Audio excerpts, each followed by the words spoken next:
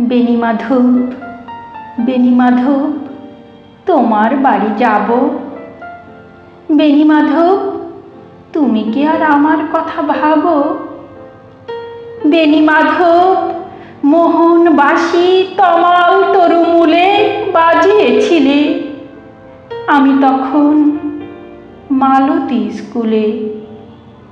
ডেস্কে বসে অঙ্ক করি, ছোট্ট ক্লাস ঘর, বাইরে দিদিমণির পাশে দিদিমণির বর।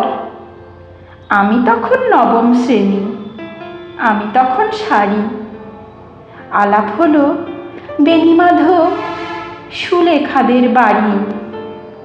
বেণীমাধব, বেণীমাধব, লেখাপড়ায় ভালো, শহর থেকে বেড়াতে এলে আমার রং কালো। তোমায় দেখে এক দৌড়ে পালিয়ে গেছে ঘরে বেণীমাধব। আমার বাবা দোকানে কাজ করে। কুঞ্জে অলি গুঞ্জে তবু ফুটেছে মঞ্জরি।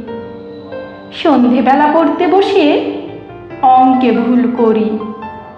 আমি তখন নবম শ্রেণী, আমি তখন 16। ব্রিজের ধারে বেণীমাধব লুকিয়ে দেখা হলো।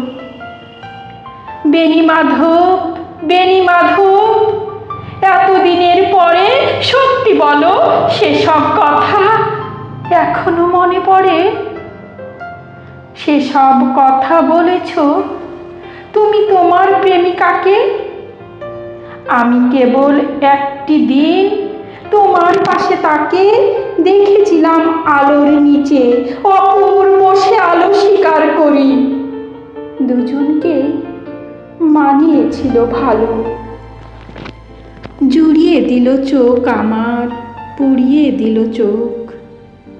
বাড়িতে এসে বলেছিলাম ওদের ভালো হোক। রাতে এখন ঘুমাতে যায় একতলার ঘরে।